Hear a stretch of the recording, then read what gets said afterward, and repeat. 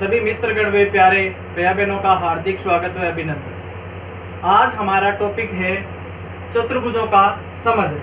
कक्षा अष्टमी का टॉपिक है अध्याय 3। तो इस वीडियो के माध्यम से प्रश्नावली 3.1 का अध्ययन करेंगे। तो चलिए देखते हैं 3.1 का प्रश्न संख्या 1। देखिए आप इस प्रश्न में पूछा हुआ क्या है, यहाँ कुछ आकृतियां दी गई है। ये जो आकृतियां दी हुई है 1 2 3 4 5 6 7 8 विभिन्न प्रकार की आकृतियां दी हुई है। उन आकृतियों को क्या करना, आपको प्रत्येक का मतलब प्रत्येक आकृति का वर्गीकरण है वो निम्न आधार पर कीजिए। आधार आपको पहला आधार ये बताया हुआ है साधारण वक्र। तो ये जो आकृतियां दी हुई है इन आकृतियों में से आपको ये ढूंढना है कि इन 8 आकृतियों में से कौन कौन सी आकृति साधारण वक्र है और कौन सी नहीं है।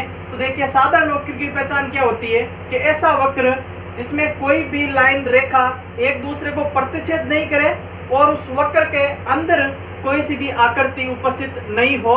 अगर ये दोनों शर्त पालना करेंगे तो वो कैसा वक्र होगा, साधारण वक्र होगा। वापस रिपीट कर लीजिए लाइनों को। इसकी दो शर्त है। पहली शर्त ये है कि कोई सी भी रेखा एक दूसरे को प्रतिच्छेद नहीं करनी चाहिए, रेखा हो चाहे वक्र हो एक दूसरे को प्रतिच्छेद नहीं करे। और दूसरी बात यह है कि आकृति के अंदर आकृति सम्मिलित नहीं होनी चाहिए। तो इस पहली की बात की जाए, देखिए क्या ये देखो रेखाखंड से बना हुआ एक बहुभुज है। अब ये एक दूसरे को प्रतिच्छेद नहीं कर रहे, एक बंद है। और दूसरी बात इसके अंदर कोई सी भी आकृति नहीं है। तो ये जो पहला है वो कैसा हो गया, साधारण वक्र हो। अब दूसरी आकृति की बात की जाए तो दूसरी पहली आकृति के इक्वल टू है, लगभग सेम है। इसमें भी क्या है, बंद रेखाओं का वक्र है, एक दूसरे से लाइन प्रतिच्छेद नहीं कर रही है। और दूसरी बात इसके अंदर कोई सी भी आकृति सम्मिलित नहीं है। दोनों शर्तें पालना हो रही है। तो दूसरी आकृति भी कैसी हो गई, साधारण वक्र। बात कीजिए तीसरी आकृति की। तो तीसरी आकृति में आप देखिए पहली शर्त एक दूसरे से वक्र हो चाहे रेखा हो प्रतिच्छेद नहीं करना चाहिए। तो ये एक घेरा है, गोलाकार घेरा, इसके अंदर और घेरा है। तो प्रतिच्छेद नहीं कर रहे हैं, पहले वाली शर्त की तो पालना हो रही है। परंतु दूसरी बात ये देखिए क्या कहा है कि किसी भी आकृति के अंदर आकृति उपस्थित नहीं होनी चाहिए, लेकिन यहाँ पर क्या उपस्थित है। इसका मतलब तीसरी है वो साधारण वक्र नहीं होगा, ये होगा, ये भी होगी, ये नहीं होगी। बात की जाए चौथी आकृति की। तो चौथी आकृति में पहली शर्त भी पालना नहीं हो रही है। ये जो रेखा है, रेखाखंड एक दूसरे को क्या कर रहे हैं, प्रतिच्छेद कर रहे हैं, अंदर भी आकृति उपस्थित है, अतः ये साधारण वक्र नहीं है। बात की जाए पांचवी की। तो ये देखो वक्र बना हुआ है, ये वक्र की जो वक्र है वो एक दूसरे को प्रतिच्छेद भी नहीं कर रहे हैं और इसके अंदर भी कोई भी आकृति उपस्थित नहीं है। इसका मतलब क्या होगा, ये तो आपका साधारण वक्र नहीं है और ये क्या साधारण वक्र है। इसी तरह इसमें आप देख लीजिए, खुद पता लगा लीजिए। देखिए एक आकृति है, इसमें कोई सी भी रेखा या वक्र एक दूसरे को प्रतिच्छेद नहीं कर रहे हैं, अंदर कोई भी आकृति उपस्थित नहीं है, दोनों शर्तों की पालना हो रही है। इसका मतलब ये क्या है, साधारण वक्र है। सातवीं आकृति की बात की जाए तो ये भी क्या होगा, साधारण वक्र होगा। क्यों, क्योंकि एक जो वक्र बना हुआ आकृति बनी हुई है, इस आकृति में कोई सी भी रेखा या वक्र एक दूसरे को प्रतिच्छेद नहीं कर रहे हैं और इसके अंदर कोई भी आकृति सम्मिलित नहीं है। इसका मतलब ये क्या हो गया, साधारण वक्र हो गया। तो देखिए पहला, दूसरा, फिर कौन सा बात, तीसरा नहीं है, चौथा नहीं है, पांचवा हो गया। तो यहाँ पर क्या लिख देंगे, पांचवा। फिर कौन सा है, छठा। फिर कौन सा है, सातवां। फिर अगले वाला आठवां। देखिए दो आकृतियां हैं लेकिन क्या कहा है कि रेखा प्रतिच्छेद नहीं करनी चाहिए और उसके अंदर आकृति सम्मिलित नहीं होनी चाहिए। तो ये दोनों शर्तों में से पालना नहीं कर रहा है। इसका मतलब आठवां है वो साधारण वक्र नहीं। अब देखिए दूसरा वर्गीकरण का आधार ये है, आपको बी पॉइंट पूछा हुआ है। बी पॉइंट में दिया हुआ है साधारण बंद वक्र। साधारण बंद वक्र कौन कौन से होंगे, उनकी आपको इस आकृतियों में से क्या करनी है, पहचान करनी है। तो ये 8 आकृतियां सेम है। अब इन आकृतियों में से उन आकृतियों को चुनना है तो साधारण बंद वक्र हो। तो पहले आपको बताया था कि साधारण वक्र कौन कौन से होते हैं। अब बंद वक्र की बात की जाए, ये देखिए साधारण वक्र है और ये क्या है, आकृति एकदम पूरी क्या है, रेखाखंड से घिरी हुई बंद आकृति है। तो ये कैसी होगी, साधारण बंद वक्र। तो इसका पहला है। दूसरा देखिए ये भी एक साधारण वक्र है और इसकी आकृति क्या है, बंद है। इसका मतलब ये भी क्या है, एक साधारण बंद वक्र। अब ये देखिए आप, ये साधारण वक्र नहीं है तो साधारण बंद वक्र अपने आप नहीं होगा। ये भी एक साधारण वक्र नहीं है तो साधारण वक्र नहीं है तो वो साधारण बंद वक्र भी नहीं होगा। अब इसकी बात की जाए, ये एक साधारण वक्र है और दूसरी बंद वक्र की बात की जाए तो ये आकृति क्या है, बंद है, इसका मतलब ये क्या होगा, साधारण बंद वक्र। ये भी क्या होगा, साधारण बंद वक्र। क्यों, क्योंकि ये एक साधारण वक्र है और इसकी आकृति क्या है, बंद है। सातवें की बात की जाए तो ये क्या है, साधारण वक्र है और आकृति क्या है, बंद है। और आठवां साधारण वक्र नहीं था तो साधारण बंद वक्र भी नहीं होगा। इसका मतलब इसका आंसर क्या जा रहा है, सिमिलरली जा रहा है पहले पॉइंट के, पहला, दूसरा, पांचवा, छठा और सात। साधारण बंद वक्र और साधारण वक्र में अंतर क्या हुआ, साधारण वक्र के आधार पर हमने ये देखा था दो शर्तों की पालना होनी चाहिए। पहली शर्त ये थी कि जो रेखा हो चाहे वक्र हो वो एक दूसरे से क्या नहीं करे, प्रतिच्छेद नहीं करे। और दूसरी शर्त ये थी कि इसके अंदर कोई भी आकृति क्या नहीं होनी चाहिए, सम्मिलित नहीं होनी चाहिए। तो पहला, दूसरा, पांचवा, छठा और सातवां। अब बात यहाँ पर बी पॉइंट में साधारण बंद वक्र की थी, तो ये जो सारी आकृतियां दी हुई है बंद वक्र वाली, ये वक्र वाली, वो सारी क्या है, बंद वक्र में सम्मिलित है। तीसरा पॉइंट आपके आता है बहुभुज। अब वर्गीकरण करेंगे इन आकृतियों का, तो सी पॉइंट हमारे क्या है, बहुभुज। अब आपको इन आकृतियों में से कौन कौन सी आकृति बहुभुज है वो पहचान करनी। तो देखिए बहुभुज की परिभाषा क्या होती है, रेखाखंड से घिरी मंद आकृति। रेखाखंड से घिरी बंद आकृति क्या कहलाएगी, बहुभुज। बहुभुज का अर्थ यह भी हो गया कि बहुत सारी भुजाएं, बहु का मतलब बहुत और भुज का मतलब भुजाएं, मतलब तीन या तीन से अधिक घिरी बंद आकृति को क्या कहेंगे, बहुभुज।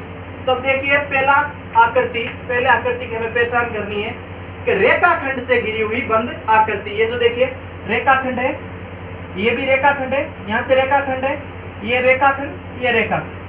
तो ये रेखाखंड सारे पांचों सम्मिलित होके क्या कर रहे हैं, बंद आकृति का निर्माण कर रहे हैं। तो ये परिभाषा की पालना हो रही है। इसका मतलब इस सी का आंसर क्या हो जाएगा, एक तो पहली आकृति बहुभुज की पालना हो रही है, दूसरे में भी देखिए रेखाखंड से घिरी बंद आकृति है तो दूसरी में भी पालना हो रही है। अब आप तीसरे में देखिए, जरूरी क्या होता है, रेखाखंड से आकृति बनी हुई होनी चाहिए। रेखाखंड का अर्थ हो गया सीधी लाइन, ठीक है। इसमें देखिए अब रेखाखंड नहीं है, रेखा का मतलब ये हो गया, और वक्र का अर्थ होता है एक चाप। तो ये जो आकृति बनी हुई है वो वक्र के माध्यम से बनी हुई है। इसका मतलब क्या हो गया, तीसरी आकृति है वो बहुभुज नहीं हो सकती। अब चौथे में बात कीजिए तो देखिए ये भी एक रेखाखंड से घिरी बंद आकृति है, कहीं से भी खुली नहीं है। तो ये क्या है, चौथा आपके एक बहुभुज है। अब पांचों की बात की जाए तो रेखाखंड से बनी हुई आकृति होनी चाहिए। इसमें रेखा कहीं भी आपको नजर नहीं आ रही है, सिर्फ वक्र नजर आ रहा है। तो रेखाखंड होगा तभी बहुभुज का निर्माण होगा। तो ये पांचवा भी नहीं है, छठा भी नहीं है, सातवां भी नहीं है और आठवां भी नहीं। तो आप यहाँ पर लगा सकते हो, ये भी क्रॉस, ये भी क्रॉस, और ये जो सारी आकृतियां वो क्या है, बहुभुज नहीं। समझ में आ गया होगा। वापस देख लीजिए, आपको बहुभुज की पहचान करनी थी। 8 आकृतियों में से कौन कौन सी आकृति बहुभुज होगी। तो पहली बंद रेखाखंड से निर्मित आकृति क्या कहलाएगी, बहुभुज। पहली बहुभुज है, दूसरी भी बहुभुज है, तीसरी बहुभुज नहीं है। क्यों नहीं है, क्योंकि इसमें रेखाएं नहीं है, इसमें वक्र के माध्यम से घिरीबंद आकृति है। तो वक्र से माध्यम से घिरीबंद आकृति कभी बहुभुज नहीं कहलाती है। चौथे में आपके जो रेखाओं से घिरीबंद आकृति है, पांचवा नहीं है, छठा नहीं है, सातवां और आठवां, ये चारों नहीं है। अब आप देखिए प्रश्न 1 का डी पार्ट आपसे क्या पूछा हुआ है कि अब प्रत्येक आकृतियों का वर्गीकरण है वो आपको उत्तल बहुभुज के आधार पर करना है। और ई में क्या पूछा है, अवतल बहुभुज के आधार पर वर्गीकरण करना है कि कौन सा बहुभुज उत्तल है और कौन सा बहुभुज अवतल है। तो हमें जानकारी यह प्राप्त करनी है कि उत्तल बहुभुज क्या होता है, अवतल बहुभुज क्या होता है। अब आपने सी पार्ट में देखा ही था कि फर्स्ट, सेकंड और फोर्थ, पहली, दूसरी और चौथी आकृति वो बहुभुज है। तो इन तीनों आकृतियों में से आपको यह छांटना है कि कौन सी उत्तल है और कौन सी अवतल है। बाकी आकृतियों को आपसे पहले ही अलग हो चुकी है, क्योंकि ये बहुभुज ही नहीं है तो फिर उत्तल और अवतल से लेना देना इनका कुछ नहीं है। तो आइए देखते हैं पहली आकृति। तो उत्तल और अवतल बहुभुज की पहचान कैसे होती है। उत्तल बहुभुज का अर्थ यह होता है कि ऐसा बहुभुज जिसका कोई भी विकर्ण आकृति के बाहर उपस्थित नहीं हो, वो बहुभुज कैसा कहलाएगा, उत्तल बहुभुज। विकर्ण का अर्थ यह हो गया कि आमने सामने के सिरे जब एक रेखाखंड के माध्यम से जुड़ते हैं तो वो रेखाखंड क्या कहलाता है, विकर्ण कहलाता है। तो देखिए आमने सामने की सिरे, जैसे ये एक सिरा है, ये भी क्या है, सिरा, ठीक है, ये दोनों जुड़ेंगे, ये आपने क्या कर दिया, इनको जोड़ दिया। तो ये देखिए आकृति के जो विकर्ण का निर्माण हो रहा है वो कहां पर हो रहा है, आकृति के बाहर हो रहा है।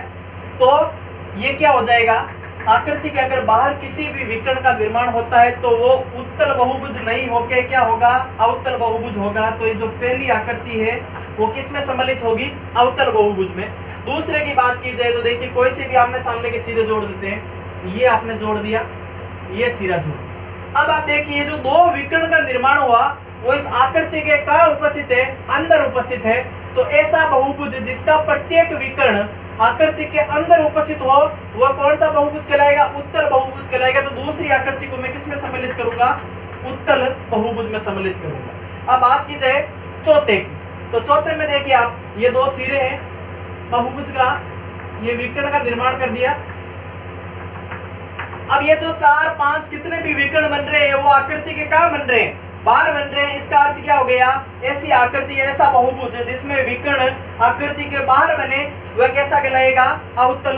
तो पहला और चौथा किसमें सम्मिलित। अब देखिए प्रश्न संख्या 2, निम्नलिखित प्रत्येक में कितने विकर्ण है। आपको 3 पार्ट दिए हुए, इन तीनों पार्टों में आपको विकर्णों की संख्या ज्ञात करनी है। कच्चा चित्र बना लेते हैं। तो पहला देखिए एक उत्तल चतुर्भुज, चतुर्भुज का मतलब हो गया 4 भुजा होनी चाहिए। ये आपने एक 4 भुजा के माध्यम से क्या बना लिया, चतुर्भुज बना लिया। अब देखिए दूसरी शर्त क्या है, उत्तल चतुर्भुज। तो ये उत्तल चतुर्भुज है क्योंकि कोई सा भी हम दो शीर्षों के आमने सामने से विकर्ण खींचेंगे वो इस आकृति के बाहर स्थित नहीं होगा, अंदर स्थित होगा। तो देखिए हमें क्या ज्ञात करना है, विकर्णों की संख्या ज्ञात करनी है। तो विकर्ण का निर्माण कैसे होता है, शुरुआती बिंदु में बताया था कि दो आमने सामने के शीर्ष जब मिलते हैं तो जो वो रेखाखंड क्या कहलाता है, विकर्ण कहलाता है। ये क्या हो गया, विकर्ण। और इधर वाले को मिला देते हैं, ये क्या हो गया, विकर्ण। तो एक उत्तल चतुर्भुज में विकर्ण की बात की जाए तो कितने विकर्ण होंगे, विकर्णों की संख्या कितनी हो गई, 2।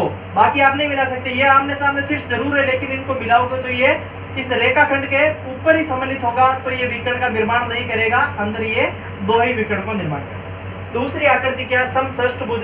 सम का मतलब समान, षष्ठ का मतलब 6 और भुज का मतलब भुजा। 6 भुजा बना दिया आपने, कच्चा चित्र बना लिया।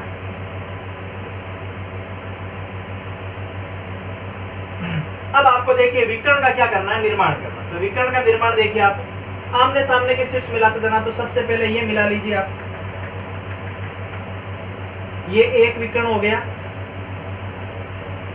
अब देखिए इसको यहां से मिला देते हैं, 2 विकर्ण हो गए, यहां से मिला देते हैं, 3 विकर्ण हो गए।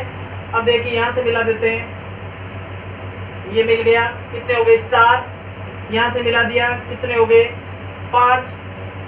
अब आप देखिए यहां से मिला दिया, कितने हो गए, 6। यहां से मिला दिया, कितने हो गए, 7। अब देखिए और कहां पर बच रहा है, यहां से मिला देते हैं, कितने हो गए, 8। और यहां से मिला देते हैं, कितने हो गए, 9। तो समषष्ठभुज 6 भुजा थी। और विकर्ण का निर्माण कब होगा, आमने सामने के शीर्षों को मिला के एक नई रेखाखंड का निर्माण हो तो वो क्या कहलाएगा, विकर्ण कहलाएगा। तो आपने पहले इस दोनों शीर्षों को मिलाया, फिर इन शीर्ष को मिलाया, इस शीर्ष को मिलाया, इस शीर्ष से इस शीर्ष को, यह दोनों शीर्षों को मिलाया, फिर इस शीर्ष को नीचे वाले शीर्ष से मिलाया, इस शीर्ष को नीचे वाले शीर्ष से मिलाया। तो ये कुल मिला के विकर्ण कितने हो गए, समषष्ठभुज में विकर्णों की संख्या कितनी हो गई, 9। अब तीसरी आकृति की बात की जाए तो तीसरी आकृति क्या है, त्रिभुज। तो त्रिभुज में भुजा कितनी होगी, 3 भुज। अब देखिए आप 3 भुजा में आमने सामने के शीर्ष मिलाने, ये जैसे आमने सामने के शीर्ष है। अब आप इनको मिला के विकर्ण का निर्माण नहीं कर सकते। क्यों नहीं कर सकते, देखिए अगर आप इनको मिलाओगे तो ये जो रेखाखंड के द्वारा आकृति बनी हुई है उसी रेखाखंड के ऊपर विकर्ण का निर्माण होगा और वो विकर्ण नहीं माना जाता है। बाकी आप कोई से भी यहाँ पर मिलाओगे तो भी ऊपर ही होगा, यहाँ पर मिलाओगे तो भी क्या होगा, ऊपर। तो हम कह सकते हैं त्रिभुज में विकर्णों की संख्या क्या होती है, विकर्ण की संख्या 0, मतलब होती ही नहीं त्रिभुज में कोई सा भी विकर्ण। प्रश्न संख्या 3, प्रश्न संख्या 3 में देखिए क्या पूछा आपको, उत्तल चतुर्भुज के कोणों का माप क्या होगा। उत्तल चतुर्भुज के जो अंदर कोण बनते हैं उनका माप क्या होगा। यदि चतुर्भुज उत्तल ना हो तो क्या यह गुण लागू होगा या नहीं, ये हमें क्या करना है, पता करना है। तो अब देखिए प्रश्नावली 3.1 का तीसरा प्रश्न, उत्तल चतुर्भुज के कोणों का माप क्या होगा, इसका अर्थ क्या होगा कि ये जो चतुर्भुज बन रहा है इस चतुर्भुज के अंत्य कोणों का माप क्या होगा वो हमें क्या करना है, ज्ञात करना है। तो देखिए चतुर्भुज में भुजा कितनी होती है, 4, और आपको कोणों का माप मतलब अंत्य कोणों का माप ज्ञात करना है। तो देखिए किसी भी आकृति के लिए अंत्य कोणों का माप के लिए एक सूत्र होता है, अंत्य कोणों का माप। अंत्य कोणों का माप का सूत्र क्या होता है, n-2 होल इंटू 180। ये सूत्र होता है जहां पर n क्या है, बहुभुज में भुजाओं की संख्या। तो ये एक बहुभुज कैसा है, चतुर्भुज है, और चतुर्भुज में कितनी भुजा होती है, 4 भुजा। तो इस n की जगह में क्या लिख सकते हैं, 4 - 2 इंटू 180। अब आप देखिए 4 में से 2 घटाएंगे, बोर्डमास के नियम के आधार पर पहले कोष्ठक सोल्व होगा। तो 4 में से 2 गए, क्या बचा 2, और 2 को 180 से क्या करवाना है, गुणा। तो कितना आ गया 360। तो उत्तल चतुर्भुज की बात की जाए चाहे अवतल चतुर्भुज की बात की जाए, चतुर्भुज के अंत्य कोणों का योग हमेशा कितने होता है, 360 डिग्री होता है। ठीक है। अब ये दूसरी शर्त क्या पूछ रहा है, यदि चतुर्भुज उत्तल ना हो, तो आपने पहले प्रश्न के आधार पर देखा ही था, उत्तल नहीं होगा तो वो कैसा होगा, अवतल होगा। लेकिन कोई फर्क नहीं पड़ता, कैसा ही चतुर्भुज हो उसके हमेशा अंत्य कोणों का योग कितना होगा, 360। तो ये क्या गुण लागू होगा, हाँ होगा, कैसा भी चतुर्भुज हो हमेशा उसके अंत्य कोणों का योग कितना होता है, 360। अब देखिए 3.1 के चौथा प्रश्न में आपको क्या दिया हुआ है, तालिका की जांच कीजिए। एक तालिका बनी हुई है, तालिका की जांच कीजिए, प्रत्येक आकृति को त्रिभुज में बांटिए, वे कोणों का योगफल ज्ञात कीजिए। आपको 4 प्रकार की आकृतियां दी हुई है, उन आकृतियों में तालिका की जांच करनी है आपको। तो देखिए पहली शर्त क्या है, इन प्रत्येक आकृति को त्रिभुजों में बांटना है। तो देखिए इसमें भुजा कितनी, तो देखिए ये आकृति कैसी है, 3 भुजाओं से गिरिबंध आकृति, कैसी है, 3 भुजाओं से। तो एक प्रकार की क्या है, त्रिभुज है। अब त्रिभुज में भुजा कितनी होगी, 3। आगे बात करते हैं कितनी भुजा है, 4 भुजा है। तो क्या है ये, चतुर्भुज। चतुर्भुज में भुजा कितनी होगी, 4। अगली वाली आकृति में आप देखिए 1 2 3 4 5 रेखाखंड से गिरिबंध आकृति है, तो ये क्या हो गया, पंचभुज। और इसकी बात की जाए तो ये क्या हो गया, षष्ठ। इसमें भुजा कितनी होगी, 5, और इसमें भुजा कितनी होगी, 6।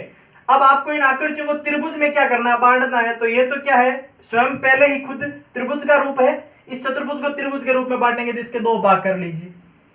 ये देखिए 1 2 3, ये एक त्रिभुज बन गया, 1 2 3, ये भी क्या बन गया, त्रिभुज।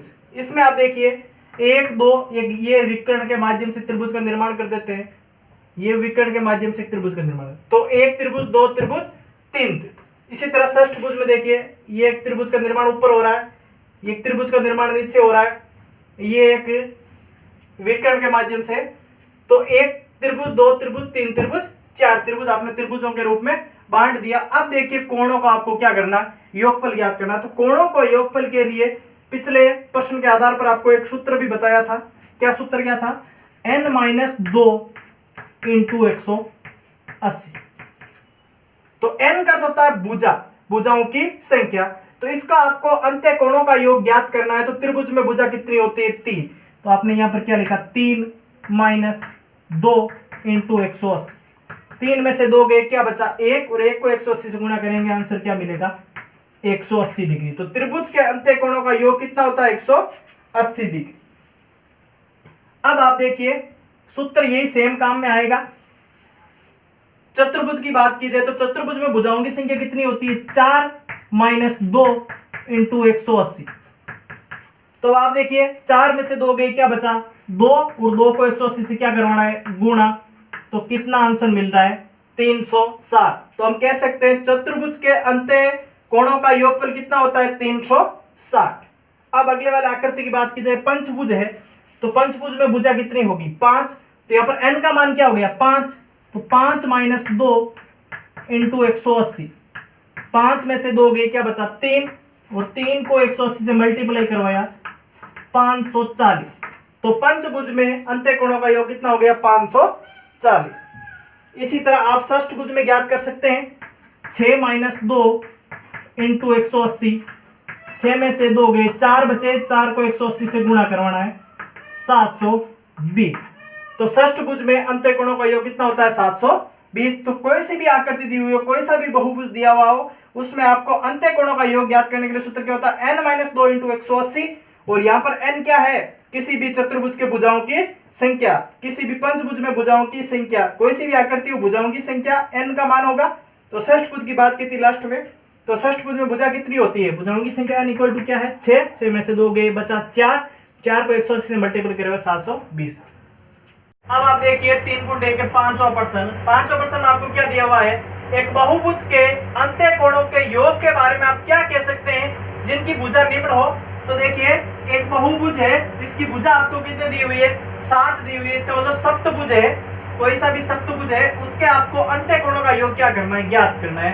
तो हमने पिछले प्रश्न में भी एक दर्शाया था सूत्र, अंत्यकोणों का योग है तो क्या सूत्र होता है? अंत्यकोणों का योग इक्वल टू, किसी भी बहुभुज के अंत्यकोणों का अगर योगफल ज्ञात करना हो तो ये पर्टिकुलर फॉर्मूला काम में आएगा, n-2 इंटू 180। n का अर्थ यह हो गया कि यहाँ पर भुजाओं की संख्या। तो यहाँ पर देखिए भुजाओं की संख्या पहले पॉइंट में कितने दी हुई? 7। तो यहाँ पर n का मान क्या रख लेंगे?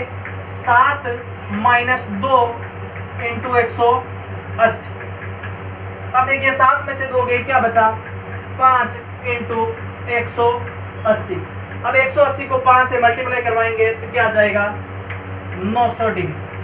तो सप्तभुज में अंत्यकोणों का योग कितना होता है? 900 डिग्री। बी पार्ट में क्या दिया हुआ है आपको? देखिए बी पार्ट में इसी तरह है, n का मान कितना दिया हुआ है?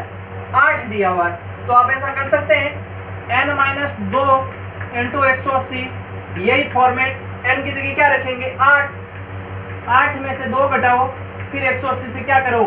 मल्टीप्लाई, 8 में से 2 गए, क्या बचा? 6 इंटू 180। तो ये क्या हो गया? 1080। अब आप देखिए सी पार्ट में n का मान कितना दिया हुआ है? 10। तो यहाँ पर क्या रखेंगे? 10 माइनस 2 इंटू 180। अब 10 में से 2 गए, क्या बचा? 8 इंटू 180। ये जो मान होगा वो किसका हो जाएगा? 10 भुजा वाले बहुभुज के अंत्यकोणों का योग। अब आप देखिए 3.1 का छठा प्रश्न क्या पूछा हुआ है? आकृतियों में x का आपको मान क्या करना है? ज्ञात करना है। तो पहले आकृति की पहचान करना जरूरी है, कौन सी आकृति है। तो आकृति में भुजाओं की संख्या देखिए आप, 1 भुजा, 2 भुजा, 3 भुजा, 4 भुजा। इसका मतलब क्या हो गया? ये कैसी आकृति है? चतुर्भुज आकृति। अब आप जानते हैं पिछले प्रश्नों के आधार पर आपने सॉल्व भी किया था, चतुर्भुज के अंत्यकोणों का योग कितना होता है? तो चतुर्भुज में अंत्यकोणों का योग 360। तो चतुर्भुज में अंत्यकोणों का योग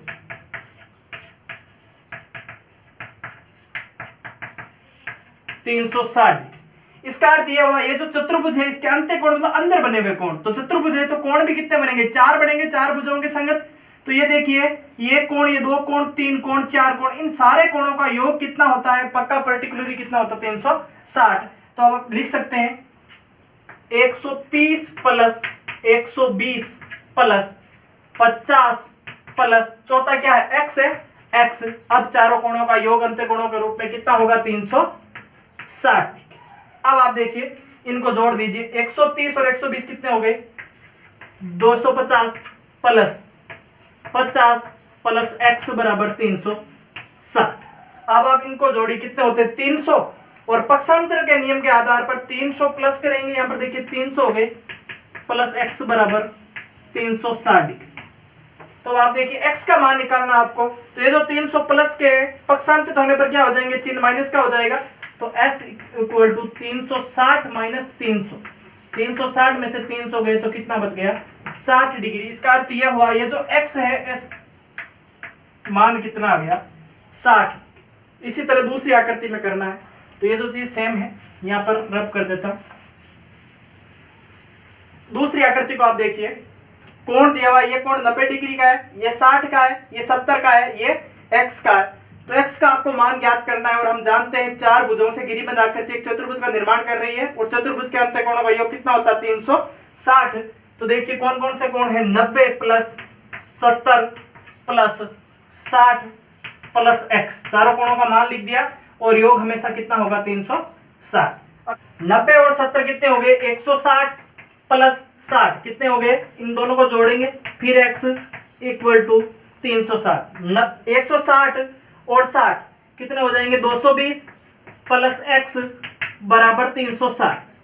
तो 220 प्लस के उधर जाएंगे तो क्या हो जाएंगे माइनस के, तो x बराबर 360 माइनस 220, तो x का मान कितना आ जाएगा 140 डिग्री।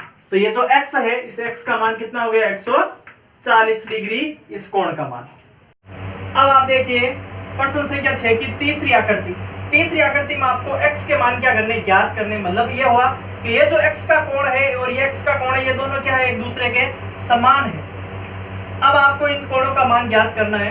तो आप देखिए ये एक सरल रेखा है और सरल रेखा के ऊपर ये एक तिर्यक रेखा खींची हुई है और ये भी क्या खींची हुई है तिर्यक रेखा, और इन रेखाओं के माध्यम से एक आकृति बनी हुई है।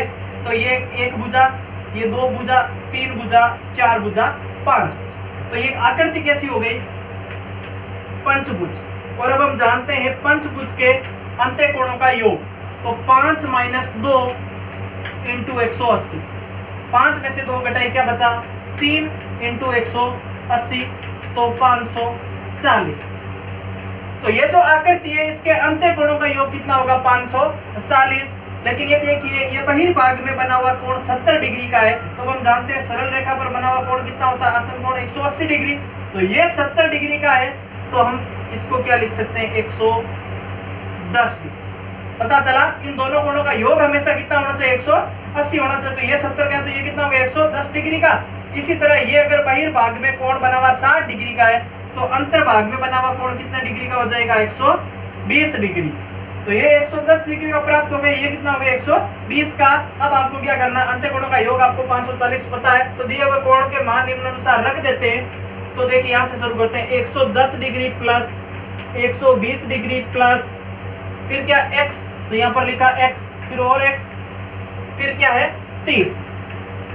अब आप इनका योग कर लीजिए, 110 और 120 कितने हो गए 230, और 230 और 30 कितने हो गए 260, प्लस x और x को जोड़ा तो ये देखिए एक अचर पद है, सॉरी चर पद है, तो x प्लस x क्या हो गया 2x।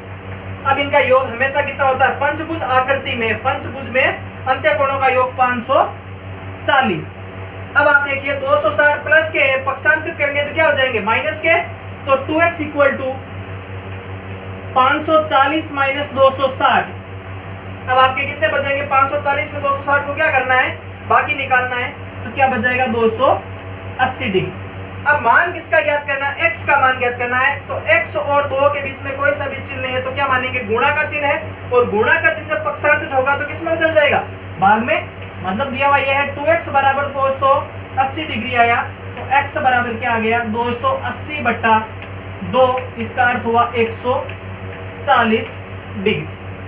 समझ में आ गया आपको, ये 70 डिग्री का दिया हुआ था। तो आसन कोणों के रूप में एक सरल रेखा पर बना हुआ कोण 180 डिग्री का होता है। तो ये 70 का है तो ये कितना हो गया 110 का, ये 60 का है तो ये कितना हो गया 120 का, ये x था ये भी x था और ये 30 था। तो इन दोनों को जोड़ा, इसको जोड़ा, तीनों को जोड़ दिया, फिर तीनों को 540 में क्या किया घटा लिया, 280 आए। अब x plus x equal to 280 है, तो x प्लस x क्या हो गया 2x हो गया। 2x का मान 280 मिला तो x का मान कितना मिल गया 140। इसका अर्थ क्या हुआ इन दोनों कोणों का मान समान होगा, और समान कितना होगा 140 डिग्री। इसी तरह अगली वाली आकृति में आप देखिए, अगली वाली आकृति में पहले आकृति की पहचान करनी जरूरी है। तो भुजाओं की संख्या ज्ञात कीजिए। देखिए 1 2 3 4 5 और पांचों भुजाएं ये क्या दिया हुआ है समान है। इस चीज का अर्थ क्या हो गया समान। तो ये क्या है, इसको हम ऐसा लिख सकते हैं सम पंचभुज। तो अब देखिए भुजा अगर समान हो तो इनके प्रत्येक संगत कोण भी क्या होंगे समान। जैसे इसको मान लिया मैंने x, इसको क्या मान लिया x, इसको भी क्या मान लिया x, और इसको भी क्या मान लिया x, और इसको भी क्या मान लिया x। तो देखिए कितने कोण बन रहे हैं आकृति में। देखिए 5 भुजा दी हुई तो 5 भुजाओं के संगत 5 कोण बनेंगे, x plus x plus x plus x plus x। और पंचभुज की बात की जाए तो पंचभुज के अंत्य कोणों का योग हमेशा कितना होता है 540 डिग्री। अब देखिए आप इनको योग करोगे तो 5x इक्वल टू 540 बराबर x का मान आपको ज्ञात करना है। 5 गुणा में है पक्षांतर होने पर किस में चले जाएंगे, भाग में। तो 540 बटा 5 भाग गया एक बार, एक 4 उतारा, भाग जा नहीं रहा, 0 उतारा तो एक 0 यहाँ पर उतर गया। 40 में 5 का भाग 8 बार। तो प्रत्येक संगत कोण ये पंचभुज है, तो पंचभुज के x का मान कितना आ जाएगा 108 डिग्री। तो सारे xों का मान कितना होगा 108 डिग्री। प्रश्न संख्या 7 में देखिए, ये दो आकृतियां दी हुई है, उन आकृतियों आपको अज्ञात कोणों का मान क्या करना है, ज्ञात करना है। तो यहाँ पर देखिए x का मान ज्ञात कर।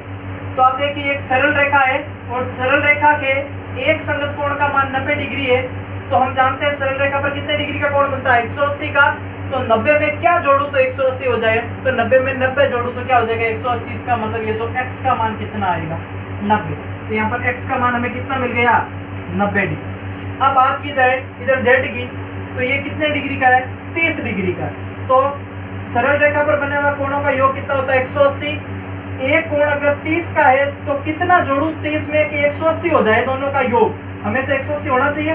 तो 30 में कितना जोड़ू तो 180 हो जाए। तो z का मान कितना हो जाएगा 150। अब बात की जाए देखिए y की, तो y का संगत कोण हमें अभी पता नहीं है, तो पहले ये पता कर ले। अब हम जानते हैं ये त्रिभुज है और त्रिभुज के अंत्य कोणों का योग हमेशा कितने डिग्री का होता है 180 डिग्री का। तो आप इन दोनों को जोड़िए, 90 और 30 कितने हो गए 120। अब इस 120 में कितने कोण का मान जोड़ूं तो 180 हो जाए। 120 में कितना जोड़ना पड़ेगा 60 जोड़ना पड़ेगा। तो ये कोण हम फॉर्मेट पे पता कर सकते हैं कितने डिग्री का आ गया 60 डिग्री का। अब आप देखिए सेम वही प्रोसेस, संगत एक रेखा है सरल रेखा का एक कोण अगर 60 डिग्री का हो, तिर्यक रेखा के रूप में दूसरा संगत कोण बना हुआ वो कितने डिग्री का होगा। तो 60 में कितना जोड़ो तो 180 हो जाए। तो y का मान क्या आ जाएगा 120। समझ में आ गया होगा। ये 90 का था तो ये भी क्या प्राप्त हुआ 90 का। ये 30 का है तो 30 में कितना जोड़ू तो 180 हो जाए तो 150। और अब ये देख के संगत कोण पता नहीं था तो एक अंत्य कोणों के रूप में हमने ये 60 डिग्री ज्ञात कर लिया। कैसे के देखिए 90 और 30 कितने हो गए 120। 120 में कितना जोड़ू 180 हो जाए। 60 जोड़ा, अब देखिए 60 में कितना जोड़ू तो वापस क्या हो जाए y का मान आ जाए। तो y का मान 120। और y का मान ज्ञात करने का एक दूसरा तरीका ये भी है कि त्रिभुज के दो संगत कोणों का योग उसके बाह्य कोण के मान के क्या रहता है बराबर रहता है। इन दोनों को आप योग कर लेना, ये इस मान के क्या रहेगा बराबर। जैसे इन दोनों कोणों का मान है वो इनके क्या आ रहा है बराबर। देखिए 90 और 60 कितना आ रहा है 150। अगली आकृति को आप देखिए, आप इस आकृति में गौर कीजिए। आप ये देखिए यहाँ पर पहले 60 डिग्री का कोण दर्शाया हुआ है। तो 60 में कितना जोड़ूं तो 180 हो जाए। तो z का मान हम सीधा लिख सकते हैं, z इक्वल टू कितना हो जाएगा 120 डिग्री। पता चल गया। इसी तरह y का देखिए, तो y इक्वल टू क्या हो जाए। अब देखिए 80 में कितना जोड़ूं तो क्या हो जाए 180 हो जाए। तो y का मान कितना आ जाएगा 100 डिग्री। अब बात कीजिए x की, तो x का मान क्या आएगा। देखिए 120 में कितना जोड़ूं तो 180 हो जाए। क्यों 180 क्यों होना चाहिए, संगत भुजा ये सरल भुजा पर कितना कोण बनता है 180 डिग्री का। तो 180 डिग्री का कोण बनाना, ये इधर 120 का बन चुका है तो 60 डिग्री का और बनाना पड़ेगा। तो x का मान क्या गया 60 डिग्री। अब बात करेंगे w की, तो w के संगत कोण हमें अभी क्या नहीं है। अब आप देखिए w का मान आपको ज्ञात करना है। तो देखिए ये एक चतुर्भुज का निर्माण कर रहा है आकृति, और चतुर्भुज के अंत कोणों का योग हमेशा कितना होता है 360। तो अंत कोण देखिए 3 तो आपको दिए हुए और चौथा आपको क्या नहीं है पता नहीं है। तो पहले इस चौथे कोण का मान ज्ञात कर लेते हैं। तो इनको जोड़िए तीनों को, 120 और 80 कितने होते हैं 200, और 200 और 60 कितने हो गए 260। अब चारों का योग 360 होना चाहिए और 3 का योग 260 मिल रहा है। तो हमें पता है चौथा कोण है वो कितने डिग्री का बनेगा 100 डिग्री का। तो ये कितने का हो गया 100 डिग्री। अब आप देखिए एक सरल रेखा के आधार पर हमेशा 180 डिग्री का कोण बनता है। तो ये 100 का बन रहा है, तो इसका ये अर्ध विभाजित कोण कितने का हो जाएगा 80 डिग्री का। तो W का मान है वो कितना आ गया 80 डिग्री। और दूसरी सरल तकनीकी के रूप में जाना जाए तो इस W का मान ज्ञात करना है। तो चतुर्भुज के बाह्य कोण का मान उसके सामने वाले संगत कोण के मान के हमेशा क्या रहता है समान।